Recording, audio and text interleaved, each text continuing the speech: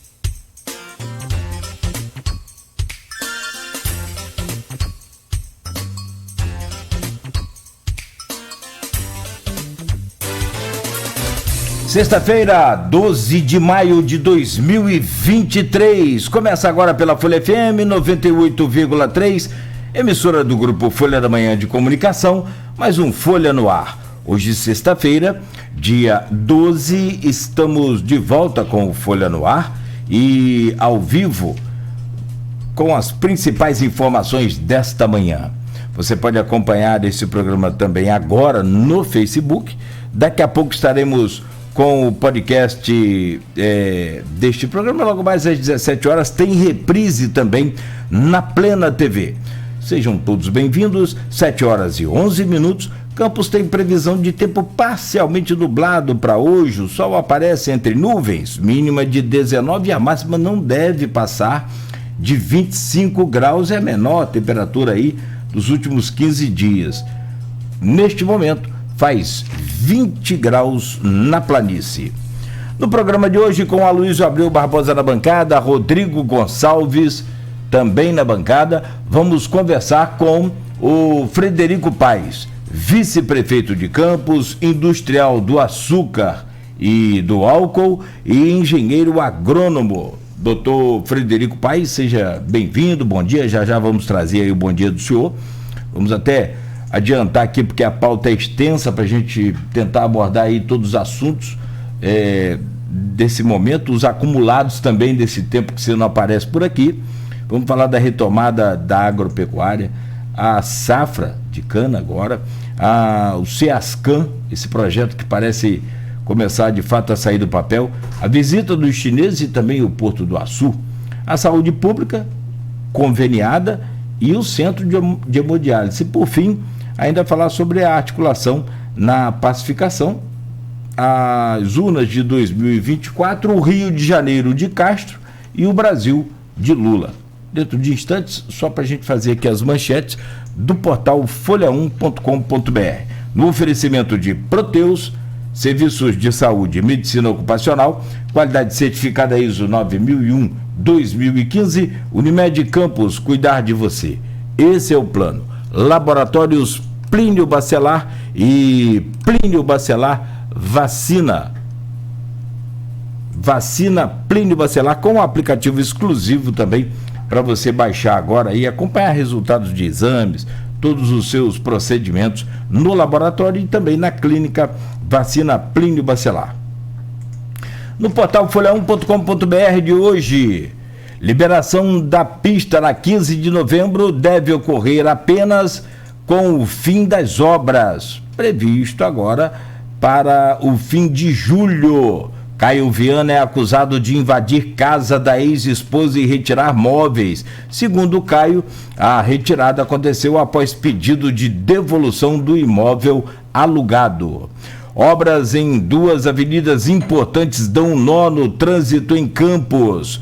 Novos leitos são abertos na UTI pediátrica no Hospital Ferreira Machado. Bebê agredida pela mãe tem melhora e sai da UTI pediátrica. Que boa notícia, não é, rapaz? Que ótima notícia. Professores da rede estadual aprovam greve por tempo indeterminado. Mulher diagnosticada com meningite foi transferida para o Ferreira Machado. Tem um homem também sendo acompanhado e todo o atendimento prestado com suspeita também de meningite no HGG. Castro anuncia que professores do estado vão receber o piso nacional, que é de 4.420. Homem é morto a tiros dentro de casa na Baixada Campista. PM encontra lista de tráfico com datas e valores de mortes em São Francisco do Itabapuana. São algumas das manchetes de hoje do portal folha1.com.br. Entre essas tem outras também que você pode conferir agora aí no portal folha1.com.br. O programa de hoje são 7h15, conforme já anunciado. Temos o prazer de receber aqui o Frederico Paes, vice-prefeito industrial do açúcar, do álcool e engenheiro agrônomo.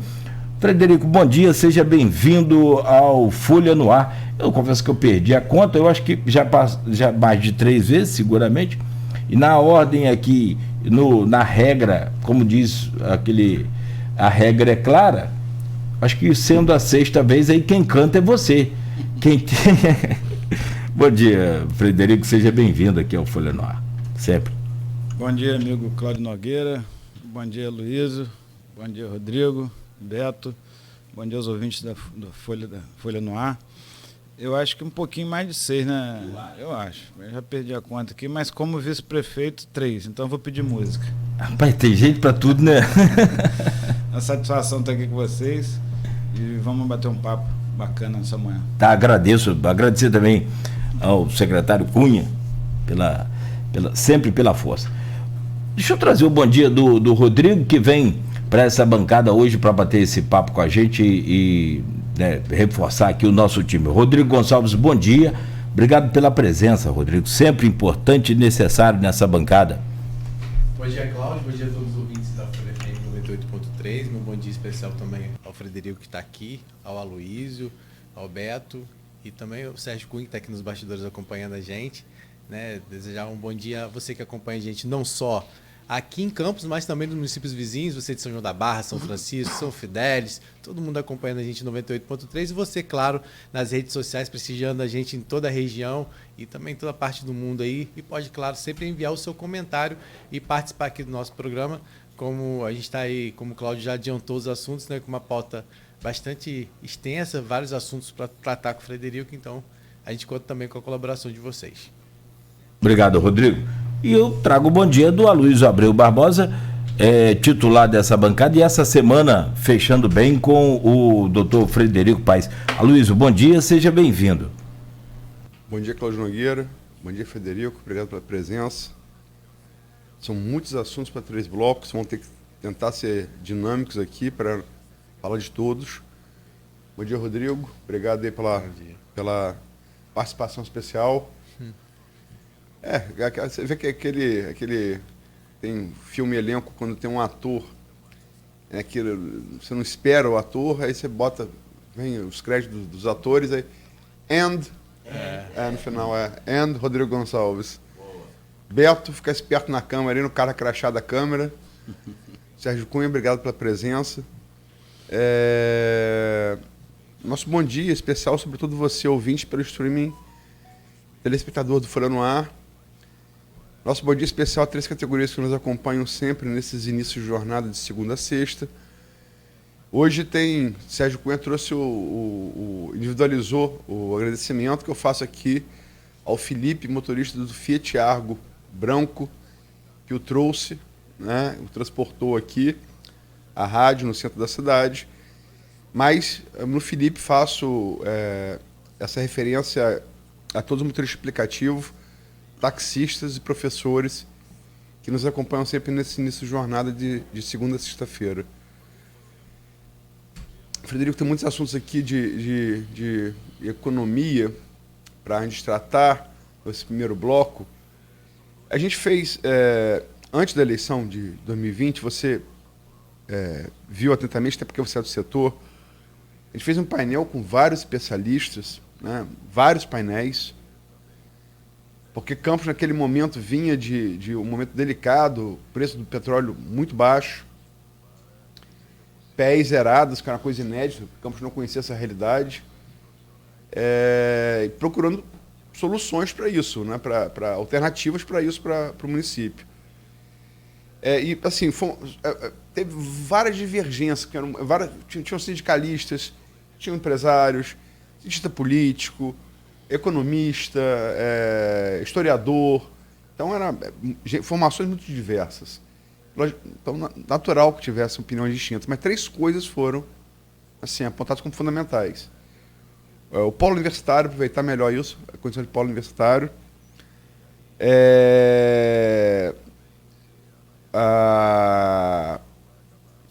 As licitações públicas, né? Em todas as compras, para poder baratear.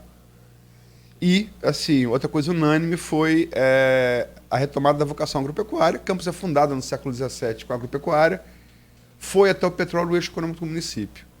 Você é o homem do setor, é produtor rural, é industrial do açúcar e do álcool, é engenheiro agrônomo.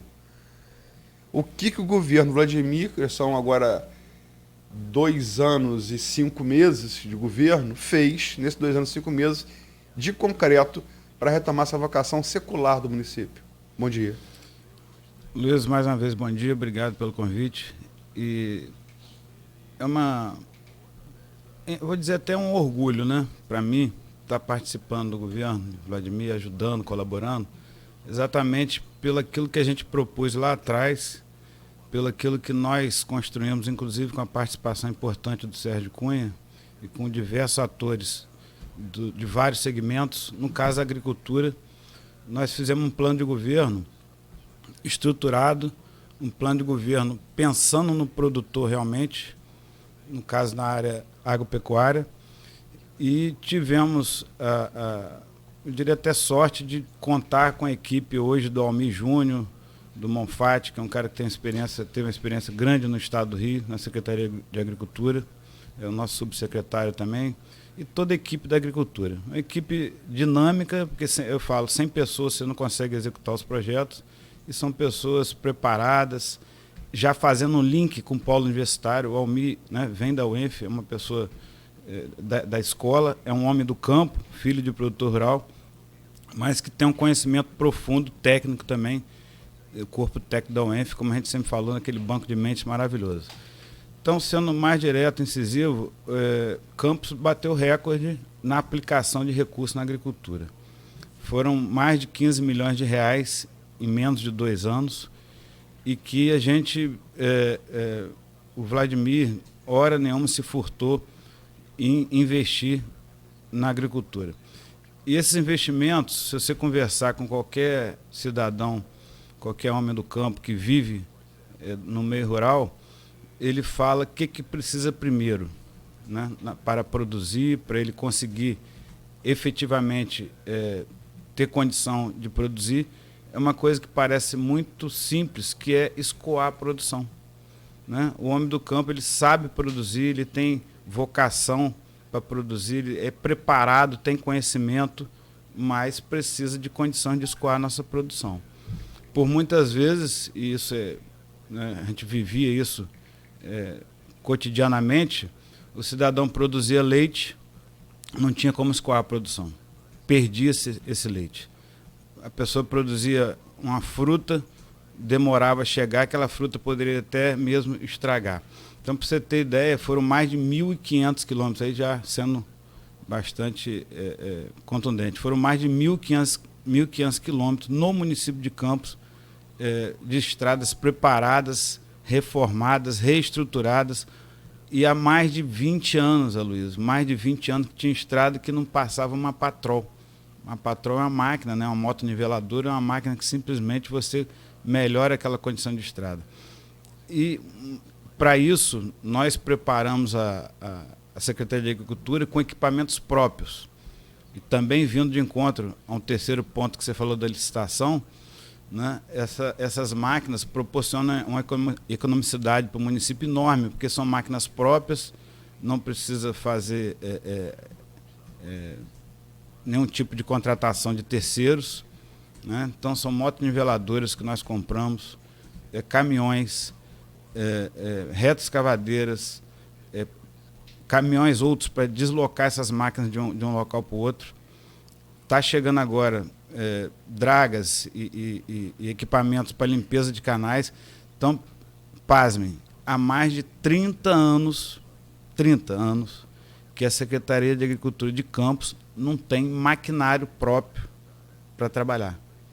E eu falo isso com bastante propriedade, que eu conheço o setor, né, vivo do setor. A Secretaria de Agricultura não podia ficar pedindo favor à Secretaria de Obra, por exemplo, para passar uma máquina numa situação de uma estrada que foi danificada por uma chuva.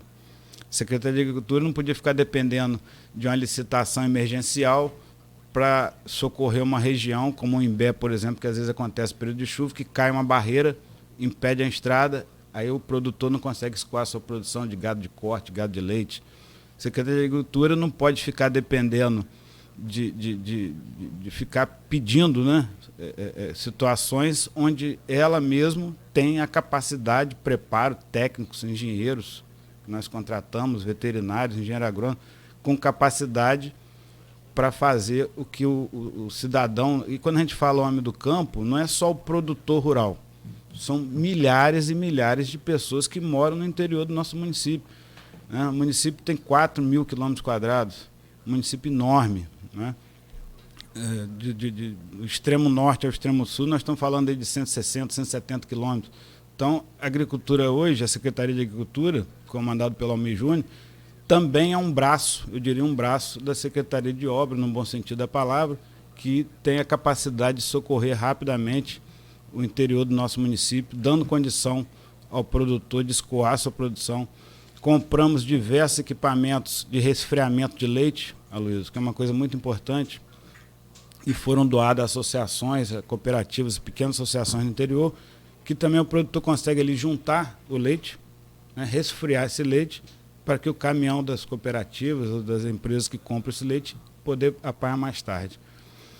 Tem diversas ações, por exemplo, como fornecimento de merenda escolar de pequenos agricultores familiares assentados do nosso município, tem diversos assentados, Zumbi 1, Zumbi 2, enfim, vários assentamentos que vão fornecer merenda escolar, alimentação para as nossas escolas. São várias atividades que a gente pode falar mais daqui a pouquinho, que hoje, efetivamente, Campos está investindo na agricultura. E a agricultura, eu falei com o Cláudio Nogueira numa entrevista, lá no início do nosso governo, você planta hoje para colher em 10 anos, 20 anos. A agricultura não é tão rápida o retorno como a gente pensa. Então, a gente começou bem, eu acredito que tem um futuro aí bastante próximo para a nossa agropecuária. Por isso você falou sobre essa questão de escoar a produção, e a gente sabe que existe a proposta do município da construção de 36 pontes, né? Que seriam pontes que seriam construídas de concreto. Inicialmente, a previsão é que essas obras já começassem em fevereiro desse ano, mas até agora essa licitação já saiu, não saiu? Como é que fica essa questão das pontes? Porque é algo que também já vem sendo prometido desde o ano passado, né? Por que não saiu ainda essa licitação? Quando é que vai sair? Ela vai ser só por parte do município? Vai ser em parceria com o Estado? Como é que vai ser isso? São 40 pontes, Rodrigo. E aí a gente fica assim, meu Deus, 40 pontes? Que pontes são essas? São pontes de pau. Campos, um município com 2 bi, 3 bi, ou um governo anterior que seja 1.700, 1.600, com orçamento invejável por até algumas capitais do Brasil ter ponte de pau no interior do município. Isso é um absurdo, né? Nós temos um grupo de WhatsApp lá da agricultura, junto com o prefeito, e o Almir fez um trabalho de levantamento. Tem pontes que caiu, né? Ponte de pau, ela vai deteriorando, pega fogo, como várias no Imbé, na Baixada Campista, enfim, todo o interior, ponte de pau. Isso não existe, né? É uma vergonha para o nosso município.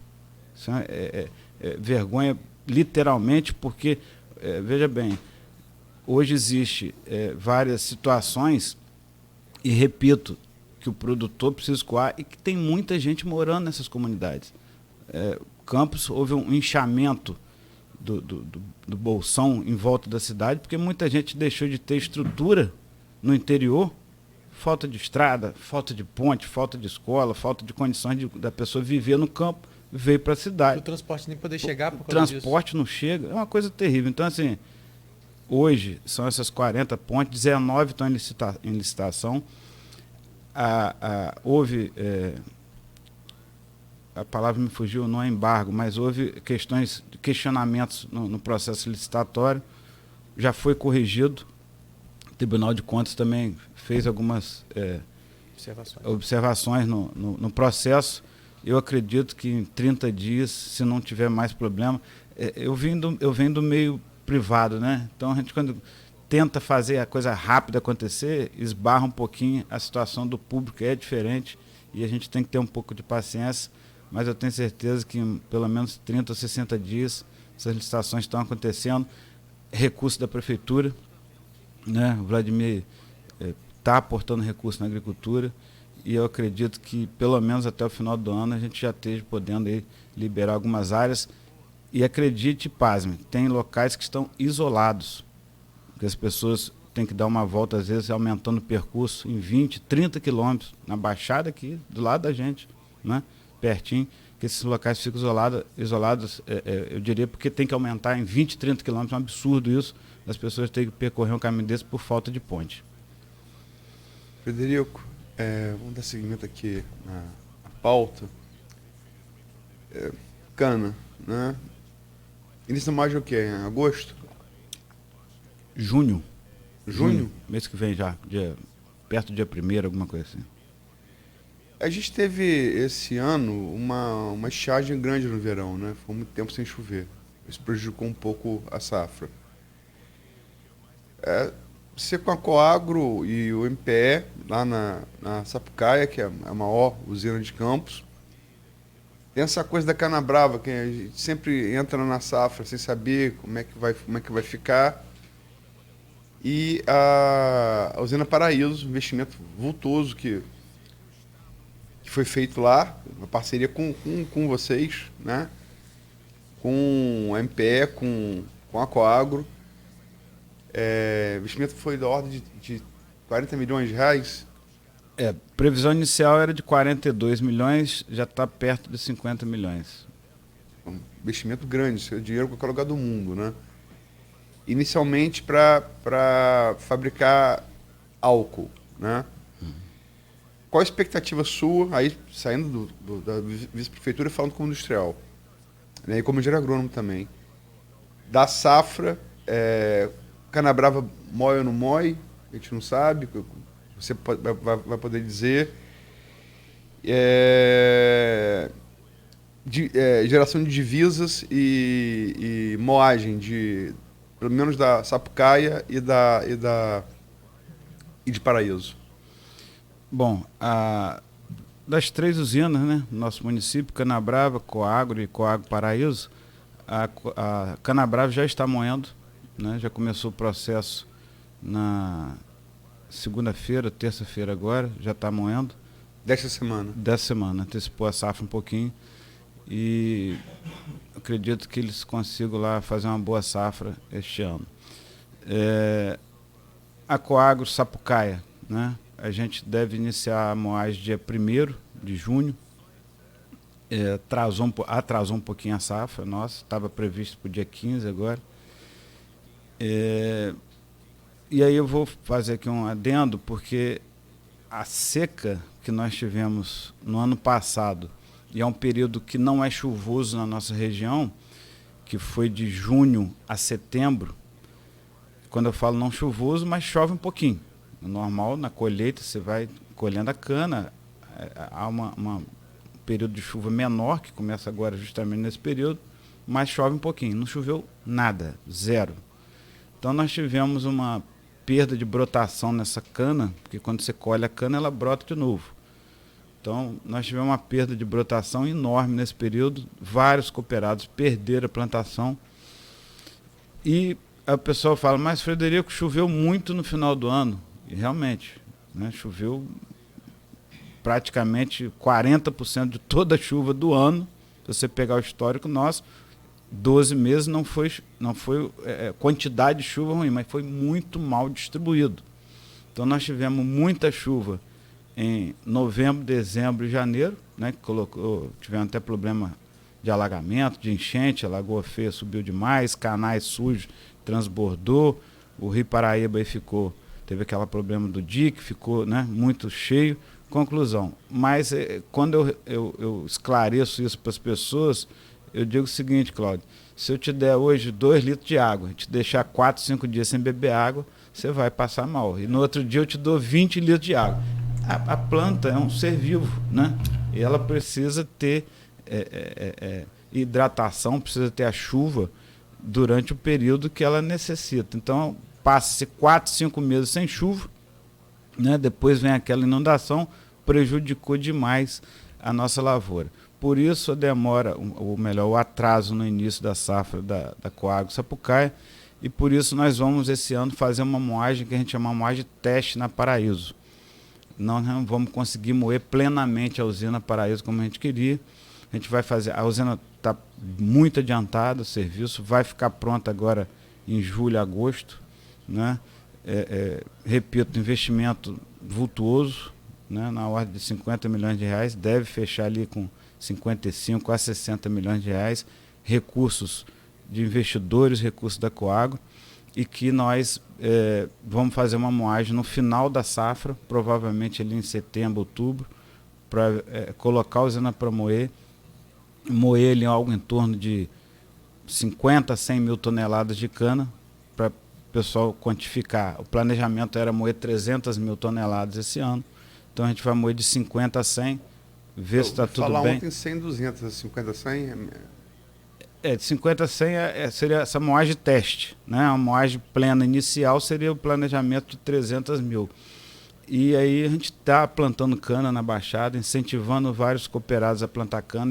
A cooperativa Nossa Coagro está plantando cana na Baixada Campista, para assim, ano que vem ter uma moagem plena e botar aquela indústria para gerar milhares de empregos. E, Luiz, é importante destacar que nós não estamos só reformando a usina Paraíso, né? Nós estamos reformulando para atender questões ambientais, né, que é muito importante hoje. Para você vender um produto hoje, um açúcar, um etanol, os grandes grupos exigem que as condições ambientais também estejam corretas. Estamos automatizando diversos pontos dentro da usina. Uma arena no Ministério do Meio Ambiente é importante, Ricardo Salles talvez não. Muito importante. Aí você passou para o terceiro bloco. Vamos embora.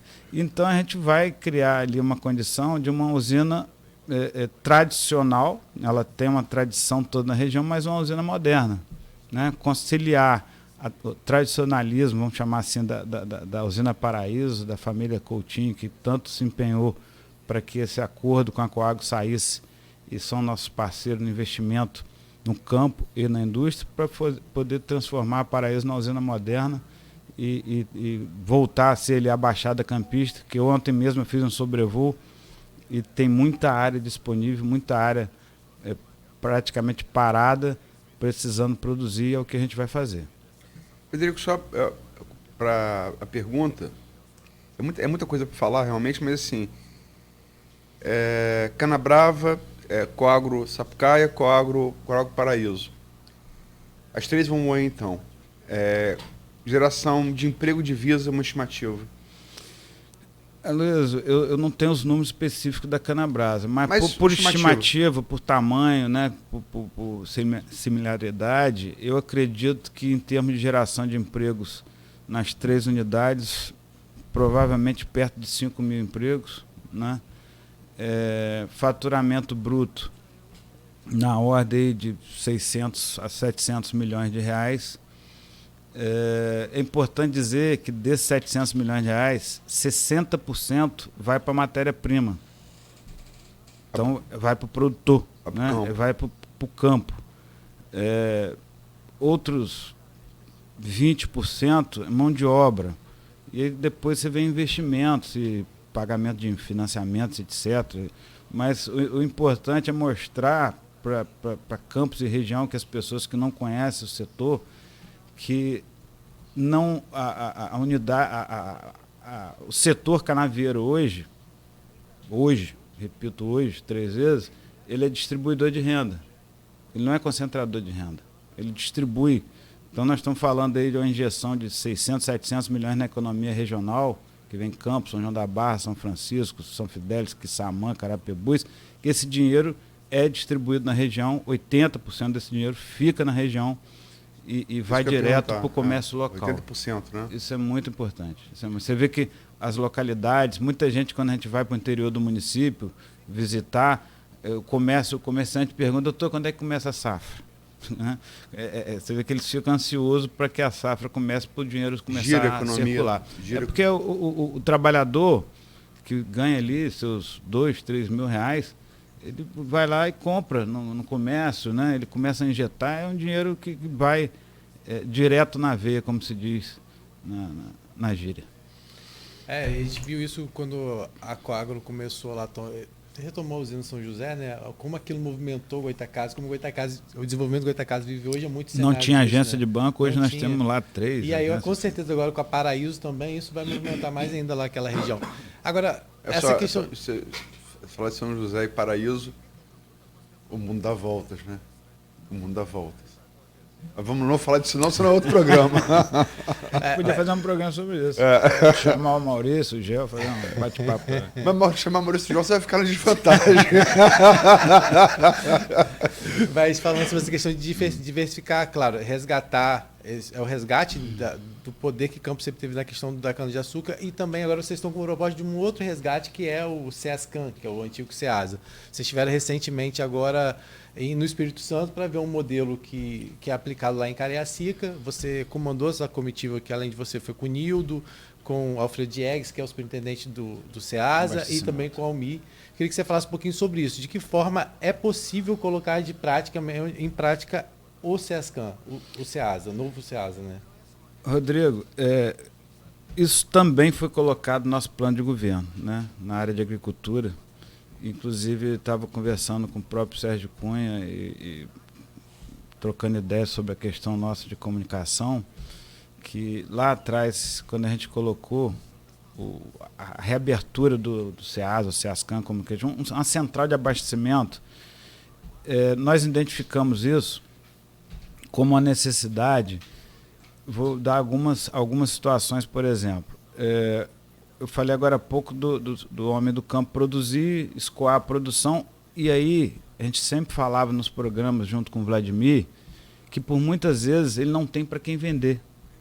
Eu, por exemplo, já produzi, né? Quando eu saí da faculdade empolgado, eu falei: não vou plantar cana não, vou plantar milho, plantar feijão. Eu perdi, na verdade eu perdi, a minha propriedade é em Travessão de Campos. Eu produzi feijão e não tinha para quem vender. Eu fui obrigado a colocar lá na pracinha, né, de Travessão, para doar para as pessoas, porque o preço era tão vil, tão alvitante, que eu preferi dar na época do que vender, porque o atravessador, por muitas vezes, né, ele esmaga o produtor. Então, uma central de abastecimento vai dar condição ao homem produzir. Ele vai vender, por muitas vezes, direto para a loja, para o consumidor final, ou para qualquer pessoa que utiliza, hotéis, restaurantes, enfim. E de outras regiões também, né? E aí eu já faço aqui uma observação que eu fiquei, inclusive eu falei isso para o jornalista da Folha da Manhã, que eu fiquei, a minha palavra, impressionado, encantado com o que gira no SEASA aqui de Cariacica, no Espírito Santo. Eu conversei lá com o presidente do SEASA local, são 4 bilhões, vou repetir, não está errado não, bilhões, 4 bilhões de reais que circulam anualmente no SEASA. Aí você vai falar: mas abastece a Grande Vitória, Vila Velha, mas Campos também é um polo regional, né? Nós temos aqui, se você pegar aí 8, 9 municípios, nós temos aí 1 milhão e 100 de pessoas também, que é mais ou menos a situação ali daquela grande, vamos chamar de Grande Vitória. Uhum. Então, e lá também, além da produção local, vem produtos de outra região para abastecer. Nós estamos aqui a 280, 300 quilômetros do Grande Rio, 250, 260 quilômetros da Grande Vitória, aqui o Noroeste Fluminense, a zona da Mata de Minas Gerais, se a gente pegar nesse entorno, são milhões de pessoas, né, que a gente pode criar aqui uma grande central de abastecimento. Estamos em frente ao aeroporto, um aeroporto alfandegado. Nós temos ali, onde é o local hoje, que é o SEASA, aquela área pertence à prefeitura, na BR-101. Então, assim, é um projeto que o Nildo Cardoso, vereador, eu diria, persegue e tenta implantar há muito tempo, tentou implantar no governo anterior, não conseguiu. Me desculpa, mas eu vou dar investir na nossa pauta aqui, eu vou pegar o final para engatar no que ele falou aí agora. Porto do Açu. Né? Mas, assim, não tem como não dar certo. Né? Pessoal, muita gente pergunta, Frederico, aquilo ali fechou, né? Acho que foi até 1995. E não deu certo. Gente, a realidade hoje é outra, né? São outras condições. E nós vamos investir, ali deve pegar um investimento de 20 milhões de reais. O Vladimir tem trabalhado para ver se a gente consegue emendas parlamentares, parceria com o governo do estado, que tem sido parceiro em todos os aspectos na prefeitura de Campos. O governador Cláudio Castro tem ajudado muito a gente aqui. Então eu acredito que juntando a prefeitura, o governo do estado, emendas parlamentares, a gente consegue colocar isso aí para funcionar. E, Rodrigo, não é uma coisa, não, vamos fazer assim e vai funcionar. Não, vamos começar a reformar, abrir o ambiente, criar uma situação ali boa para que os produtores coloquem seu produto ali e a gente possa iniciar o processo e devagar ir aumentando a movimentação do SEASCAN. É uma área que o próprio Alfredo Diegues tem também estudado muito, né? Junto com a nossa equipe ali da Secretaria de Agricultura, e eu acho que rapidamente a gente vai... O Vladimir está bastante, diria também, empolgado com isso, e vai gerar milhares de empregos ali para a nossa região. Trazer aqui uma questão importante também, que vocês já falaram sobre o SEASCAN, Porto do Açu, Safra, essa coisa toda, e a questão dos chineses. Teve um grupo de 5 chineses que visitou Campos essa semana, e você, inclusive, até falamos aqui mais cedo sobre... Alguém falou aqui que eles ficaram de olho no açúcar. Foi o Cunha que falou, no açúcar da Coagro. A Luísa até brincou, eles abriram de fato os olhos aí para o açúcar, mas para a região também. Pai, você não fala isso não? Não, abriu o olho, calma aí, deixa eu terminar. Eu entendi o que você vai falar aí, fica tranquilo. Eles estão, até porque a manchete da Folha, a manchete da prefeitura chinesa estão de olhos de olho aqui na região, na potencialidade da região. Bicho comigo. Tô antenado aqui. Não vou chamar, Deus me livre. Não, o problema é o seguinte, eu pesquisei sobre, a questão é o seguinte, não é problema, é solução. A cidade deles, cara, de onde eles vieram, fui pesquisar, Shenzhen, é um vale do silício, é uma espécie de potencial. A cidade há 30 anos atrás era uma vila de pescadores, hoje é uma economia... Se não me engano, 15 milhões de habitantes.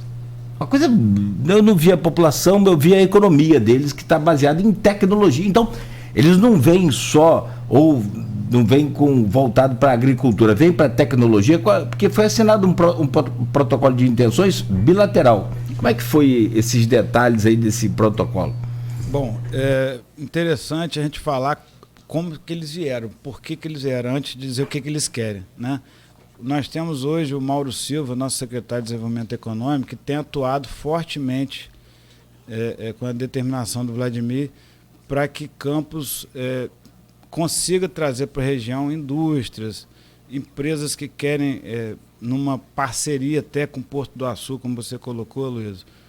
Campos precisa, senhores, aproveitar, no bom sentido da palavra, o Porto do Açu, né? A gente não pode ser uma cidade que simplesmente as pessoas vêm dormir aqui ou que gastam no comércio local, que isso tudo é muito bom, lógico, compre no comércio local, que use os restaurantes, enfim, que o serviço não pode ficar só nisso. Campos, pela sua magnitude, pela sua grandeza, potencialidade, tem que aproveitar, repito, no bom sentido da palavra, o Porto do Açu, né? O Porto do Açu só antes de responder, Nogueira, é importante,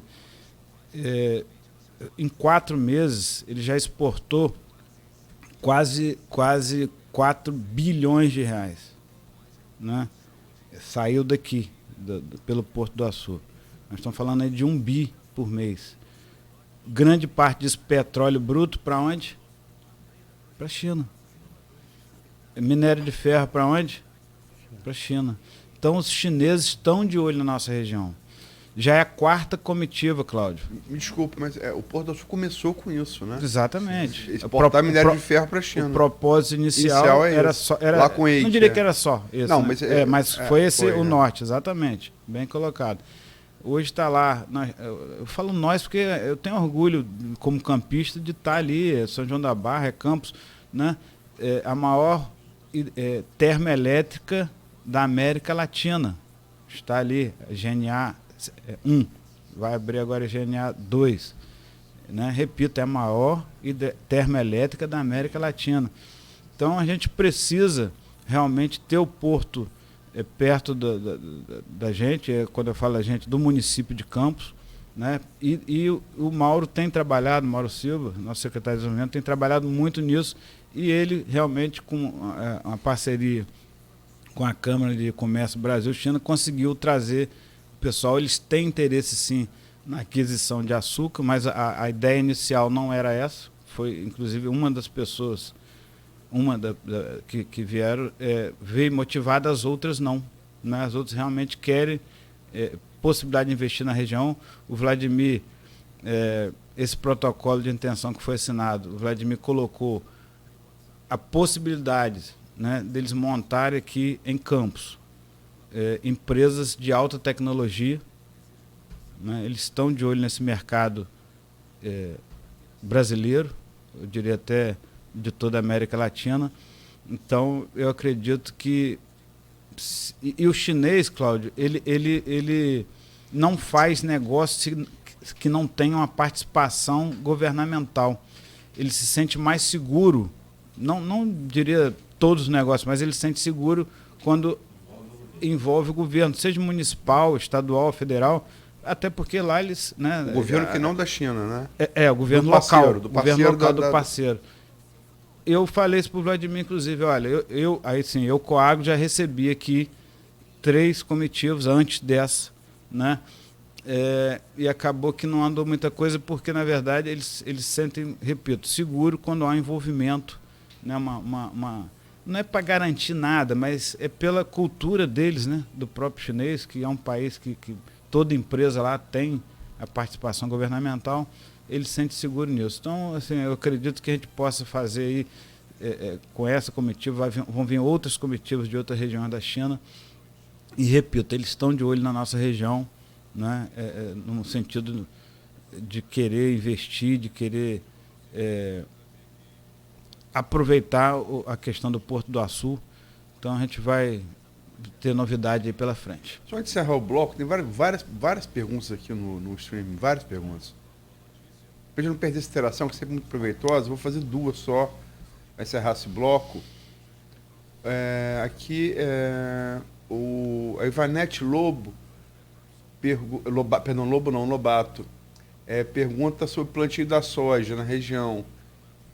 Se a gente não falou por mero esquecimento ou pelo fato da atividade concorrer com a atividade canavieira. E o Renato Carvalho de Oliveira pergunta se o que vocês querem fazer na área do antigo SEASA, se não poderia ser feito no mercado municipal, inclusive no sentido de revitalizar aquele espaço que é um espaço arquitetônico histórico, né? Excelente 2 perguntas. A questão da soja, ela não é concorrente da cana, e mesmo que fosse, eu como vice-prefeito, eu tenho que colocar, investir o que os produtores, e incentivar o que os produtores do município querem. Você falou feijão, né? Exatamente. Inclusive na Coagro, esse ano, nós plantamos soja. Nós plantamos soja. Nas terras ali que estão arredadas, os parceiros nossos, nós plantamos soja. A soja, a Ivonete, né? Que perguntou sobre a questão da soja, Ivonete. A soja, dona Ivonete, eu não sei. uma planta... Perdão, Ivanete. Desculpa. Ivanete. Obrigado. É uma planta exigente no sentido de clima também. Então, nós estamos aí produzindo soja já. Quando eu falo nós, o município de Campos tem produzido soja com uma certa produtividade alta, que o período de plantio da soja é de outubro e colheita até fevereiro, março. Nesse período tem chovido bem nos últimos 3 anos, né? E na hora da colheita em março, abril, está dando tudo certo. Então, é preciso ter muito cuidado com o plantio da soja, porque ela precisa de irrigação em alguns momentos críticos dela. No plantio, se tiver uma seca, perde tudo. Na hora da florada, né, que ela vai ter a floração da soja, e na hora que vai encher o grão, que é em fevereiro. Então, na nossa região, é preciso que tenha irrigação. Nós trouxemos aqui o maior plantador de soja do Brasil, que é o Iraí Mais, né?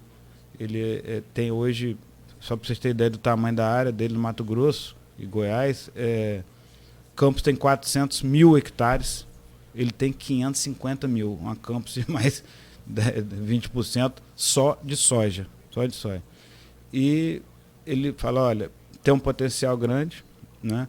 Mas precisa investir em irrigação, porque lá na região dele chove na hora certa, e aqui nós temos problema de clima.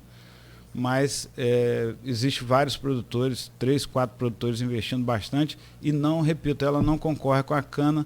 Ela pode ser feita, inclusive, rotação de cultura. Você tira a cana, colhe até outubro, planta soja, prepara o solo, aduba o solo, quando for em março, abril, você planta cana. Então, na verdade, eu diria uma parceria, né? Uma rotação de cultura. Consociado é rotação de cultura, né? Consociado quando você planta junto, que eu acredito que possa dar sucesso. São Paulo já faz isso com amendoim e a soja e vai dar muito certo. A outra questão do mercado municipal, qual é o nome da pessoa, Luiz? O Renato Carvalho de Oliveira. Renato, pergunta sua é muito importante, esclarecedora, é uma oportunidade de esclarecer, que um mercado municipal, seja ele em qualquer local do Brasil, não concorre com o SEASA, com central de abastecimento. Pelo contrário, ele ajuda aos comerciantes do mercado a que se tenha um produto de melhor qualidade, um produto mais barato até, porque você tira ali a figura do atravessador por muitas vezes. Então o feirante... Tira o diesel do frete. Tira o diesel. Não, assim, as feiras ou o mercado, que é uma feira permanente, né, ela vai ter produtos de melhor qualidade e mais barato para oferecer ao cliente. E normalmente o mercado é varejo, né? Ninguém vai lá para comprar caixas de banana, caixas de tomate. A pessoa vai lá fazer a sua compra do dia a dia. A central de abastecimento é mais atacadista, é volumes grandes. Tem lá a Dona Maria que vai sair. Aí, Dona Maria vai sair aqui do centro, andar 5 km para ir lá comprar 1 quilo de tomate? Não vai, mas no mercado vai continuar indo. Então, assim, não são concorrentes. E a questão da revitalização do mercado, que ele perguntou, você colocou, isso também é um sonho nosso. Quando eu falo nosso, é do Vladimir, meu, do Almir, né? Aquilo ali é uma área nobre de cultura, nobre de história, nobre de qualquer coisa que a gente precisa ter uma área ali revitalizada. Não sei se vai dar tempo nos 2 anos de governo, mas é uma área que precisava sofrer uma revitalização, porque é uma área muito bonita de Campos, né? O mercado é uma área maravilhosa que a gente precisa melhorar, digamos assim, em muitos aspectos daquela região. Assim, para ser justo, ele coloca que também como ponto turístico. O que eu acresci foi a questão do patrimônio histórico. Histórico-cultural. Histórico-cultural. Que é um prédio escondido. Por uma cobertura que a Raul Linhares fez em 78. E está lá até hoje. Verdade. Inclusive, o Valadares, quando esteve aqui, né, Cláudio, falou a respeito que já existe um projeto inicial para retirada daquela parte da feira de zinco ali, né? Porque o mercado não vai sair dali, é bom deixar claro. Ele vai revitalizar, o que vai sair. O que está nesse projeto é a feira e a peixaria. Que iriam para aquela região da Praça da República, perto da rodoviária, que é uma região estratégica também. Pegaria aquela área da Praça da República, faria um prédio e, nesse caso, revitalizaria toda aquela região ali. Isso, de fato, é uma possibilidade? É uma possibilidade, existe um projeto, né? É um assunto bastante polêmico. Sim. Cláudio já falou aqui, né, Cláudio? Porque, por um lado, Rodrigo, se você desloca, né, é uma área perto, né, para a Praça da República, quem não sabe onde é, atrás da rodoviária, antiga rodoviária ali, né? Inclusive, o pessoal vai chegar em um ônibus, vai comprar ali no mercado e tal. Por outro lado, a gente tem que pensar do pessoal de dentro do mercado também, né? Porque ali eu converso com alguns comerciantes, conhecidos da gente, eles ficam muito preocupados em tirar a feira dali e prejudicar o mercado, o comerciante dentro do mercado. Então uma coisa. Ele houve uma descaracterização também. Hoje você já chega dentro do mercado, você já não encontra mais aquela tradição do mercado. Hoje, por exemplo, o mercado de eletrônico invadiu. Você tem lá dentro, virou uma extensão muitas vezes do shopping popular. Então acho que seria uma oportunidade até de se rever isso também, né? De dar essa tradição que é um mercado. A pessoa chegar, de comer um pastel, de ir numa flora, né? Isso acaba se perdendo um pouco. Gente, são 8 horas. Passa rápido, né? A gente tem que falar de saúde, renda, que é um assunto vital, literalmente. Mas o mercado, acho que vale um programa, trazer o Almir, a gente vê só sobre isso. Tem várias.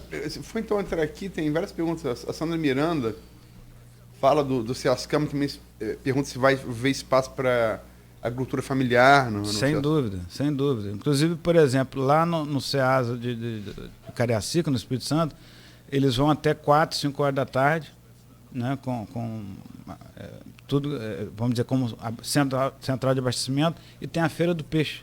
O pessoal chega lá, coloca o pescado, em meia hora a feira se encerra. Então, assim, também em atacado. É uma coisa muito bacana. E a agricultura familiar, eu diria que é a base central do Ceasa que eu conheci. Almir postou isso aqui. O Ceasa vai funcionar, é a base da agricultura familiar. Frederico, eu vou te interromper, você me perdoe? Tem muita coisa para te falar. Só nesse programa agora aqui, nessa pegada aí, você falando de irrigação, já pensou assim? O mercado se ascando dá um programa para cada um. É verdade.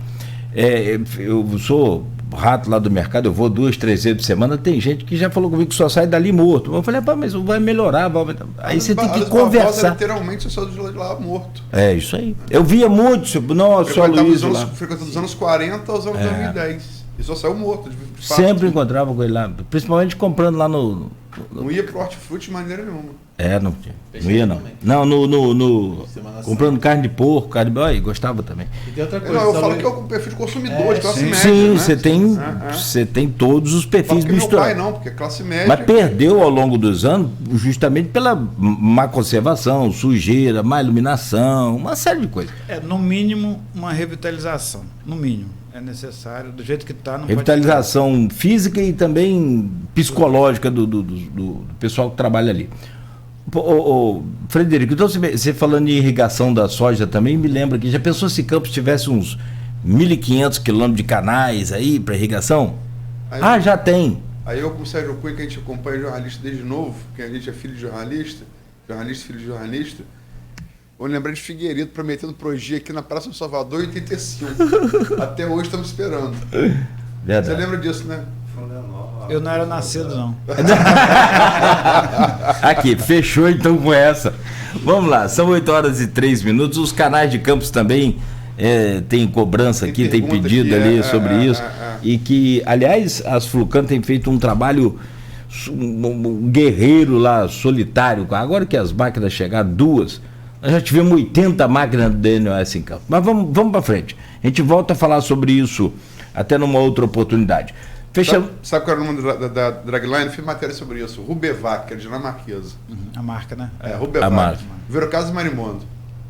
Aí você vê. Acabou o DNOS. Você vê, né? Também, porta bateu também uns 6 picados de marimbondo. Não esqueço nunca mais da máquina por conta disso. Rapaz, de marimbondo é pior do que de abelha, né? Vamos lá. 8h03 agora. Fechamos o primeiro bloco, voltamos a seguir com o Frederico Paes, ao vivo aqui conosco, no oferecimento de Proteus, Unimed Campos, Laboratórios Plínio Bacelar e também vacina Plínio Bacelar, cuidando bem de tudo que te faz bem. Uniodonto